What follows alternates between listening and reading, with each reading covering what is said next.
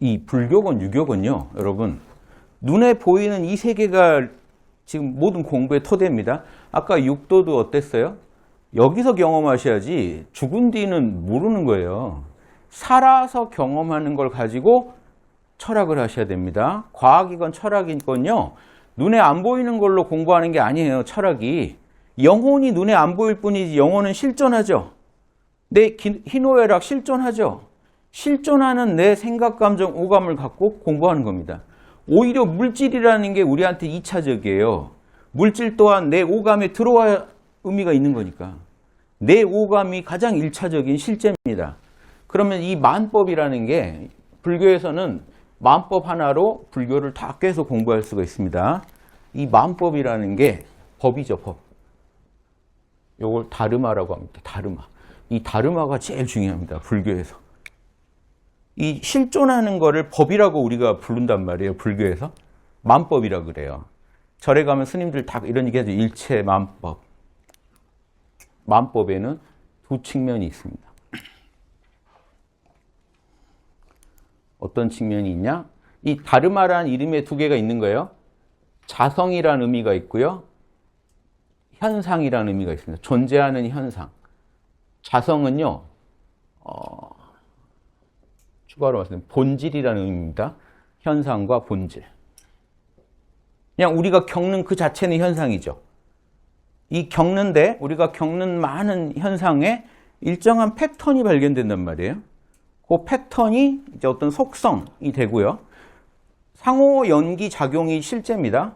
현상이란 건 연기죠, 연기. 상호 연기. 상호 연기만 있잖아요. 너가 있어, 내가 있고. 여러분 주무실 땐 나도 없어요. 그렇죠? 나도 없고 너도 없어요. 깊은 잠에서는. 꿈만 작동해도 먼저 뭐가 있어요? 꿈에서라도 내가 있고 너가 있어요. 시간이 흘러요, 꿈속에서. 공간이 있죠. 여러분 시공은요, 꿈속에도 있습니다. 시간이 흐르고 있고요. 공간을 경험해요. 여러 공간을 경험하고 공간 안에서 다양한 나와 다른 남을 만납니다. 자, 이 꿈이건 현상이건 간에 다 상호 연기작용이 현상의 본질이라는 거 아시겠죠? 상호 연기.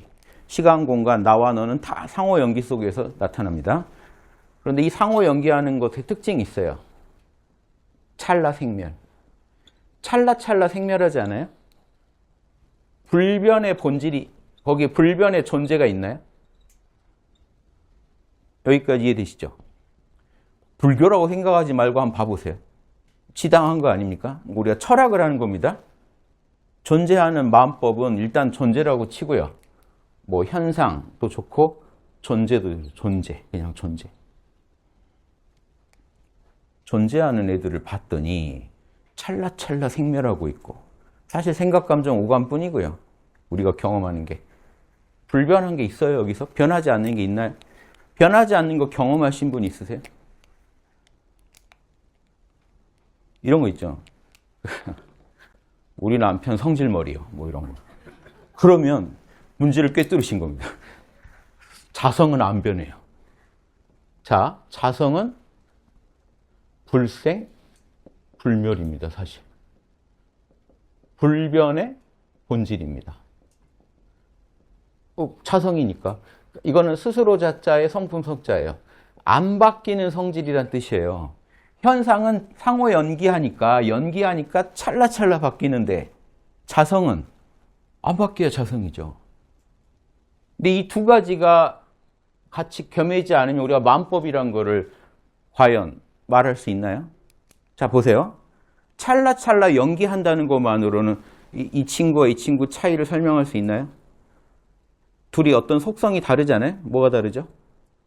빨강이고 파랑이잖아요. 그럼 파랑은 얘만 파랑입니까? 하늘도 파랗고 모든 건 파랑의 속성을 갖고 있죠. 파랑이랑 속성은 불변이죠, 지금. 이 친구가 팔았냐 안 팔았냐가 문제지. 자, 찰나찰나 생멸하는 중에 왜 어떤 놈은 뭐예요? 생각이 되고 어떤 놈은 감정이 되고 어떤 놈은 오감이 되고 오감 중에서도 색, 성, 향, 미, 촉, 색깔, 소리, 냄새, 맛, 촉감이 왜 다 다르죠? 찰나 생멸로 이거 설명할 수 있나요? 찰나찰나 연기할 뿐이다. 자, 물리학으로 가볼게요. 물리학에서 찰나찰나 원자 분자가 생멸하고 있을 뿐이다 라고 말하는 건 똑같아요. 그런데 왜 H2O라고 원자들이 모이면 물의 속성을 갖게 될까요? 이상하죠? 물이라는 속성을 갖게 됩니다. 원자 단계에서는 없어요, 그런 속성이. 근데 원자들끼리 뭉치면 갑자기 물의 속성이 드러납니다. 불의 속성이 드러나고 막 다른 속성이 나타나요. 이상하죠? 이게 속성이에요. 그래서 과학이건 철학이건요, 이건 공통입니다, 지금. 속성을 탐구하는 거예요, 철학이건 과학이건. 그래서 이 서양 철학자 중에 화이트헤드라는 분이 이걸 멋있게 설명했어요. 일단 화이트헤드는 본인이 언어를 만드시는 분이에요. 그래서 일단 말이 어렵습니다만 보세요. 영원적 객체. 영원한 객체 하나가 존재하는 모든 사물을 규정짓고 있다. 특정한 속성에 속하도록. 그런데 그러면 현실의 이 찰나찰나 생멸하는 현상은요, 현실적 존재, 현실적 계기, 이런 찰나찰나 자꾸 생멸하니까 계기라고도 부릅니다. 이게 화이트헤드라는 서양 철학자 입장입니다. 저는 그냥 백두보살이라고 불러요. 화이트헤드거든요. 우리 백두산, 백두민족이잖아요. 친근하신 분인데 말 멋있죠? 일단 언어를 어렵게 해라. 비판을 할 수 없게. 비판을 받지 않습니다. 이해도 안 되는데 비판을 어떻게. 그런데 화이트헤드랑 방금 얘기한 이 만법을 자성과 현상으로 존재와 본질, 그렇죠? 실존적 존재를 말합니다. 이렇게 구분한 이 현상계를 이해하려고 만법을 이렇게 이해한 철학이 있습니다. 불교에. 부처님 때는 그냥, 부처님은 쉬웠어요. 부처님은 여기 정광명이라고 그러죠. 깨왔다경. 저는 깨왔다경을 가장 중시합니다. 일체의 현상을 얘기할 때 부처님이 이원성의 세계고, 여기는 생멸의 세계고, 정신과 물질이 모두 현상일 뿐이다 라고 하셨고, 깨왔다경에서입니다. 정광명은 무한하게 빛나는 보이지 않는 의식이다. 이게 그대로 열반이 됩니다. 그럼 요거를 이제 요 용어만 구분할게요. 요거를 전문 용어로 진재, 진리의 세계라고 합니다. 여기는 속재, 세속의 세계. 자, 부처님은 요 정도 딱 간단하게 제시했어요. 현상과 실제. 여기는요, 진재는 무위법의 세계입니다. 속재는요, 유위법의 세계입니다. 자, 작용이 있다, 작용이 없다 차이가 뭐냐면 여기는 불생불멸이다. 그래서 열반은 불생불멸의 세계고요. 유의의 특징은 찰나 생멸의 세계입니다. 부처님의 가르침을 분석한 이게, 부처님이 이 용어를 다 쓰신 건 아니지만 이렇게 분석하신 게 제일 편합니다. 부처님은 그냥 이렇게 얘기했어요. 그래서 속재를 버리고 열반에 들어가라. 끝. 또 속재는 연기의 세계입니다. 특히 12연기의 세계니까 연기가 멈춰야 열반에 들어갈 거다. 끝. 선명하죠? 이거를 계승한 겁니다. 이걸 계승해서 여기서 지금 이 생멸의 세계를 만법이라고 그랬어요. 부처님이. 요 만법을 분석해 본 겁니다. 부처님 사후에. 그래서 이 파를 뭐라고 하냐면, 자, 설일체유부. 그런데 여기랑 의견이 같은 게 상자부. 지금 저기 동남아시아 남방불교가 상자부입니다. 여기서 분리해 나갔어요. 비슷해요. 그래서 이 설일체유부의 제일 유명한 모토가 뭐냐면요, 법의 본체는 항상 존재한다. 법체항유. 삼세시류. 과거, 현재, 미래 3세가 모두 진실로 있다. 찰나찰나 생멸하면서 있다는 겁니다. 과거, 현재, 미래는 다 있다. 그런데 법체, 이게 법입니다. 법체라는 건 자성이에요. 불변의 본질은 항상 영원히 있다. 즉, 정신, 물질도요, 정신과 물질은 다르죠. 그게 자성입니다. 정신의 자성과 물질의 자성은 영원히 있다. 그런데 정신작용은 어때요? 찰나찰나 생멸한다. 물질도 어때요? 원자, 분자가 찰나찰나 생멸한다. 요 느낌 아시겠어요? 현상계를 두 가지 관점에서 이해하는 겁니다. 찰나찰나 생멸하면서 동시에 정해져 있다. 자성이 정해져 있다. 불변의 본질이 있다. 어떠세요? 이상하세요? 이 철학이? 설일체유부 처음 들어보신 분도 많겠지만 어떠세요? 이 철학? 자명하죠? 이 철학이 맞아요. 설일체유부가. 설일체유부를 비판하려고 법공이 나온 거예요.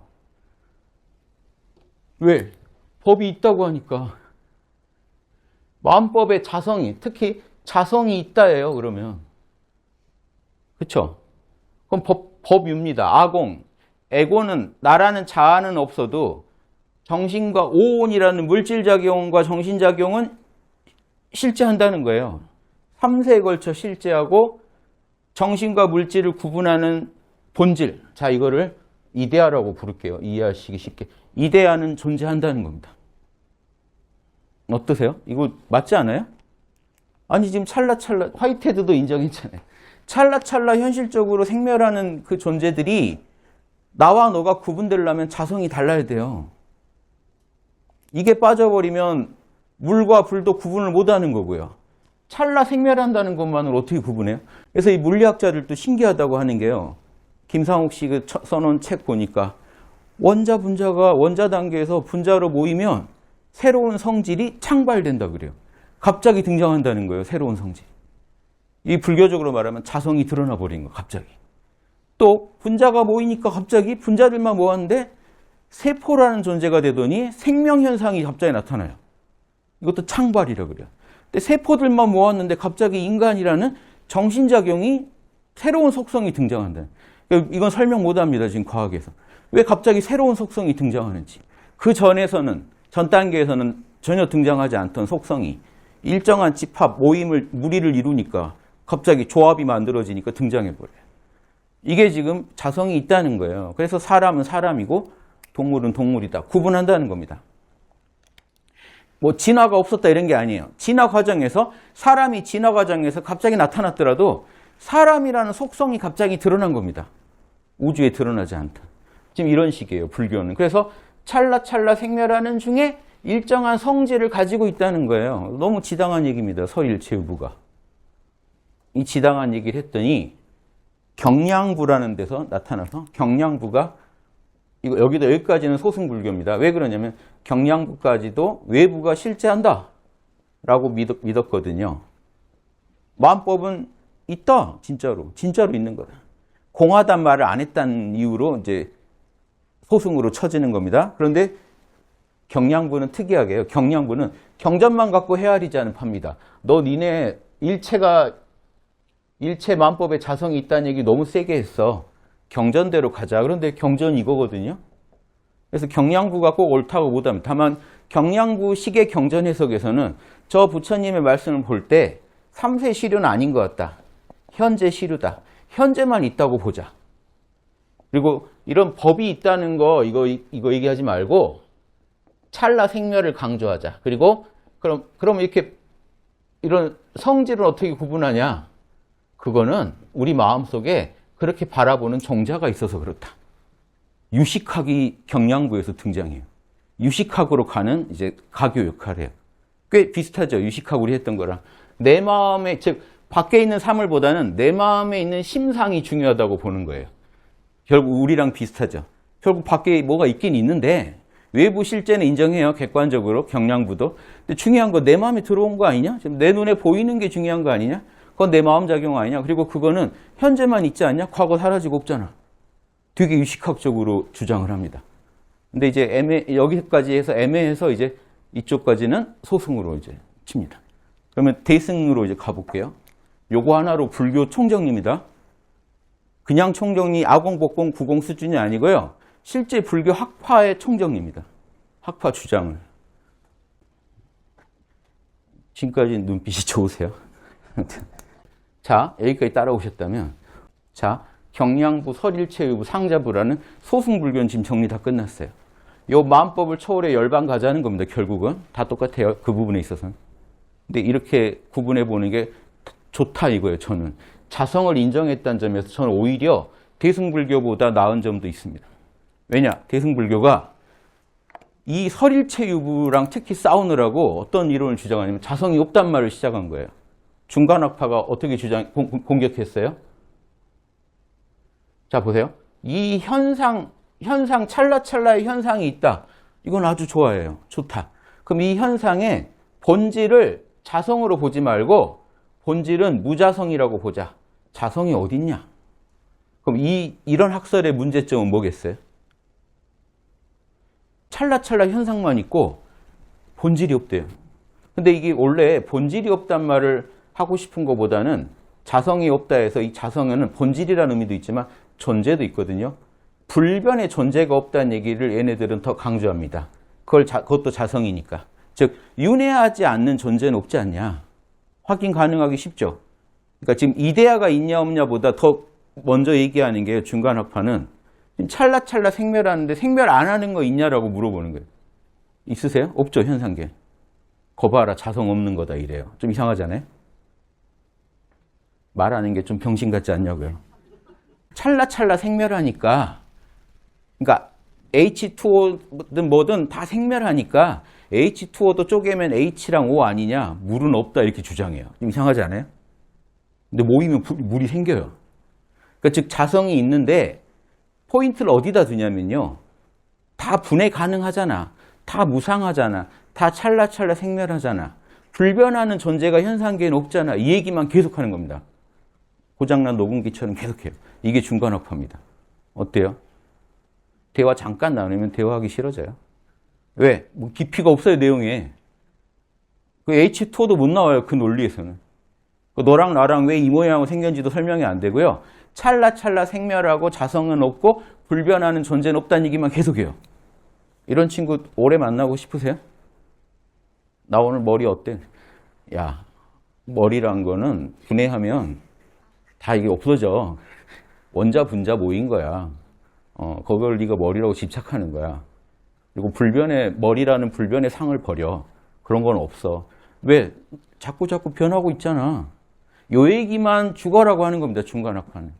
그래서 티벳 불교가 재미가 없는 거예요. 입 열면 이 얘기밖에 안 하니까. 자, 그게 이유입니다. 설일체유부를 깔려다가 무자성, 자성을 반대하고 이 현상의 본질은 무자성, 불변의 존재가 없는 거다라고 얘기하니까 뭘 이분들이 헷갈리냐면 화이트헤드도 인정했듯이 현실적 존재에는 영원적 객체가 없죠.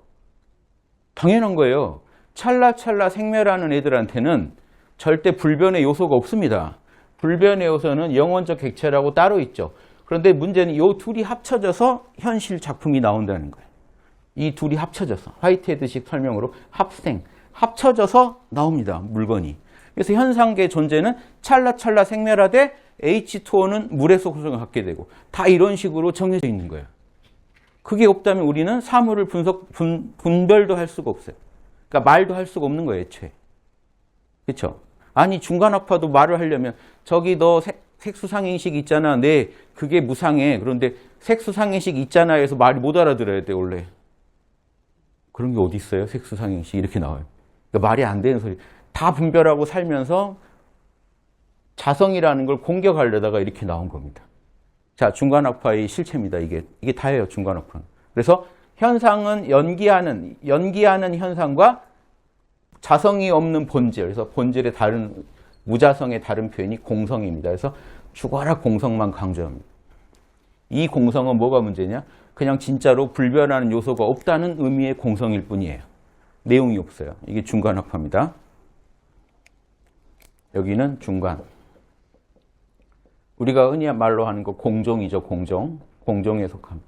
공종의 진수도 이러진 않아요. 그냥 중간학파가 이러고 있고 중간학파가 대표적인 공종이니까 이렇게 써놓자고요. 그럼 유식학파는 어떨까요? 유식은 이 입장을 또 어떻게 비판했을까요? 유식학파는 상종입니다. 현상을 중시하는 상종. 근데 자성을 인정해버리면 불변의 본질이 인정되니까 소승철학이 되고 대승이 못 돼요. 대승은 법공, 마음법이 공하다예요. 그러니까 이 자성에 대한 집착도 비판하기 위해서 나온 겁니다. 어떻게 비판하신 걸로 제일 깔끔할까요? 보세요. 자, 요 펜은 빨간색의 속성을 갖고 있습니다.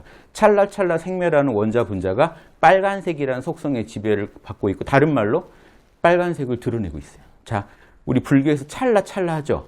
그 찰나의 의미가 뭐냐면요. 요 자기만의 속성을 드러내는 그 시간을 말합니다.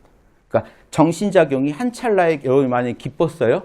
기쁨이라는 속성을 드러내는 그 짧은 시간이 찰나입니다. 그 생멸하는 애가 속성이 기쁨이라는 걸 보여준 거예요. 찰나. 그게 찰나예요. 그러니까 지금 화이트헤드식으로 현실적 존재와 영원적 객체가 딱 합쳐져서 특정한 모습을 보여준 겁니다. 나는 이런 놈이에요 라고 보여준 그 순간을 찰나라고 합니다.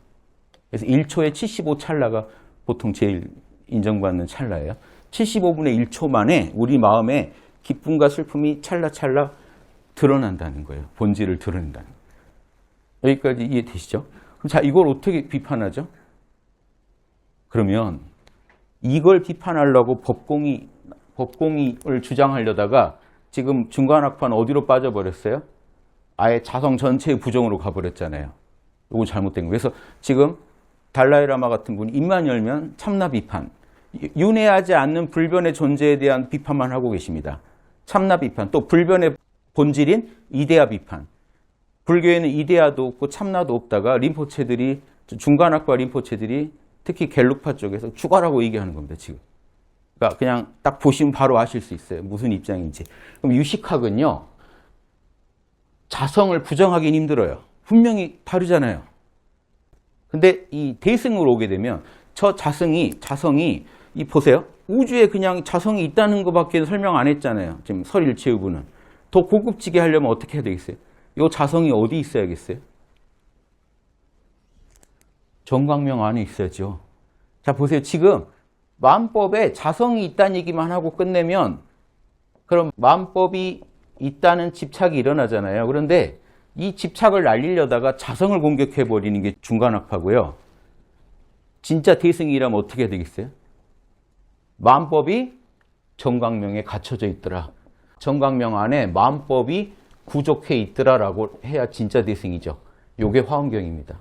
그래서 화엄경은 이미 중간학파, 유식파 이전에 답을 냈어요.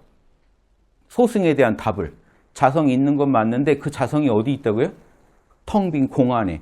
청정광명, 공적 영지 안에 마음법이 다 갖춰져 있다라고 얘기해버렸다고. 그럼 끝나죠. 그럼 이 펜의 파란색의 자성, 정신의 자성, 물질의 자성이 우주에 따로 파편적으로 있는 게 아니라 공성 안에 있었다는 거잖아요. 이렇게 해서 자성에 대한 집착을 깨야 되는데 자성 자체를 공격해버린 게 중간학파고요. 이 자성을 종자라고 받아버린 게 유식학파입니다. 자성이 따로 있는 게 아니고 이거는 다 가유, 가짜로 있는 거고 여기 이 전체가 마음법 자체가 가유고 진짜 시류는 뭐다? 진여만 진짜다.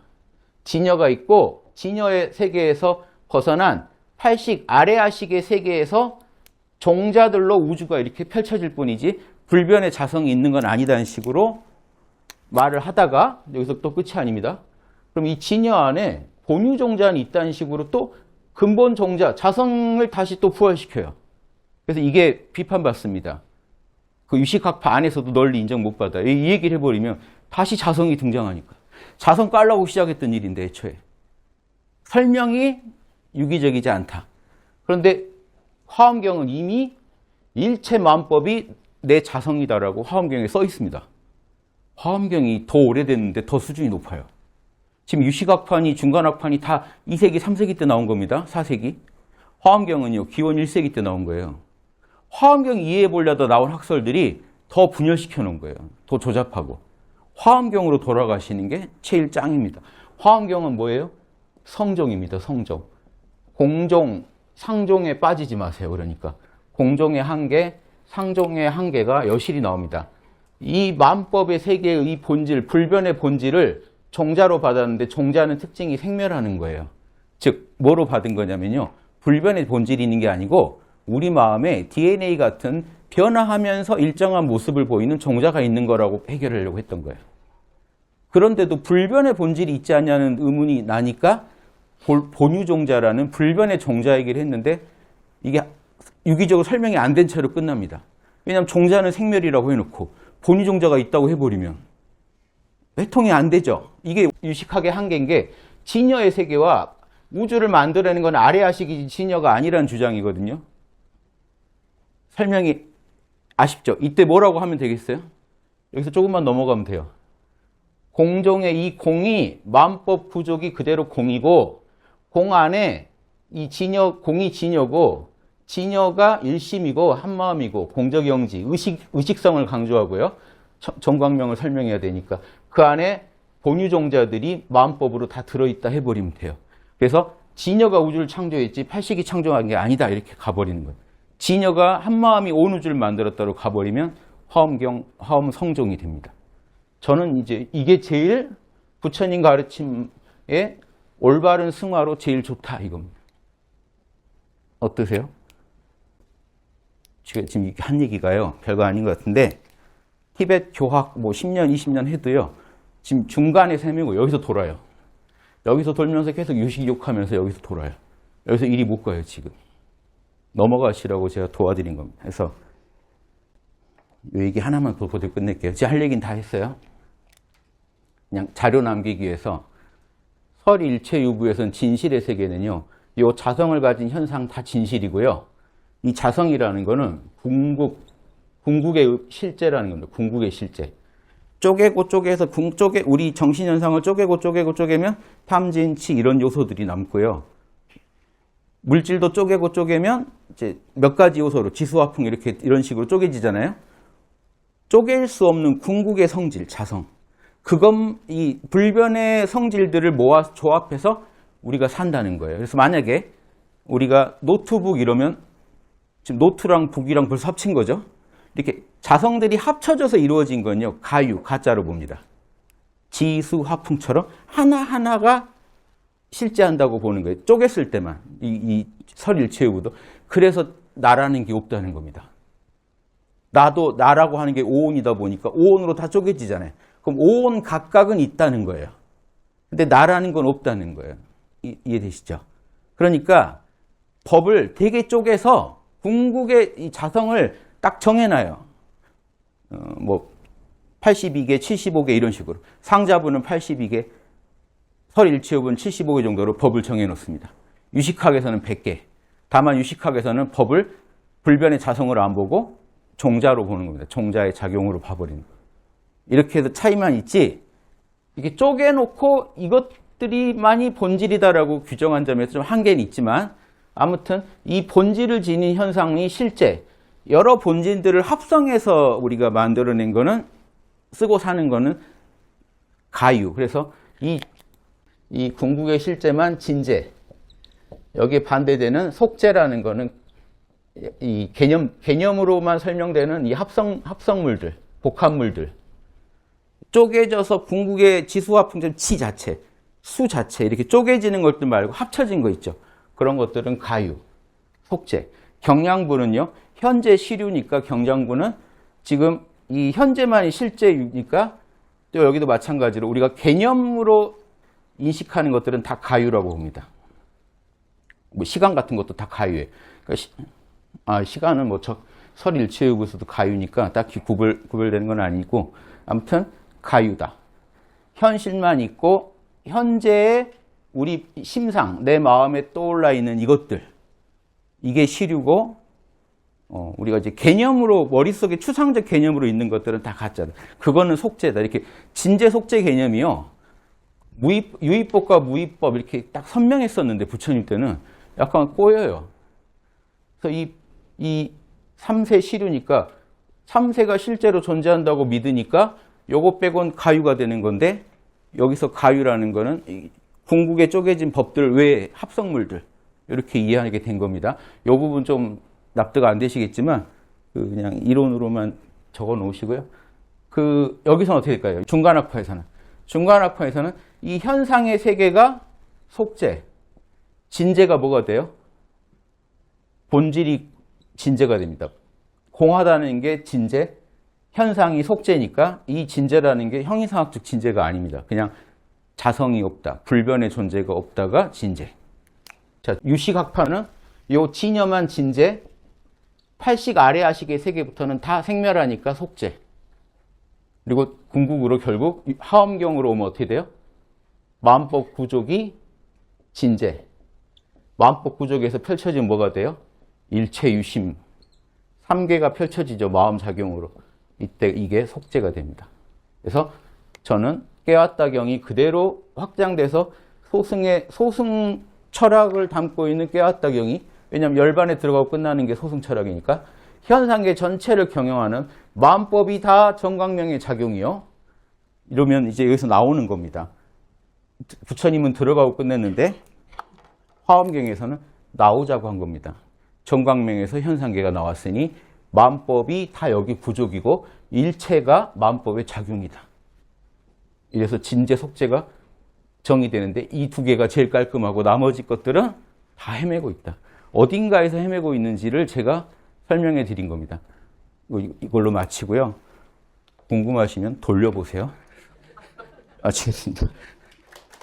더 길게 할 건 아니고 이거 하나로 불교 교학을 다 끝낼 수 있습니다. 그리고 여기서 설명이 다 된 건 아니지만 이 관점을 갖고 보셔야 이해가 됩니다. 왜 저러고 있는지. 제일 핵심이 되는 서머리예요. 이건 지금 뭐 어디도 발표한 적이 없으니까 요거 하나를 갖고 공부하시면, 혹시 불교 교학을 공부하실 거면 이걸 갖고 하시죠. 안 그러면 헤맵니다. 진제면 다 같은 진제 같고 공이면 다 같은 공 같잖아요. 다 달라요. 포인트가 다 다르기 때문에 그렇습니다. 마치겠습니다.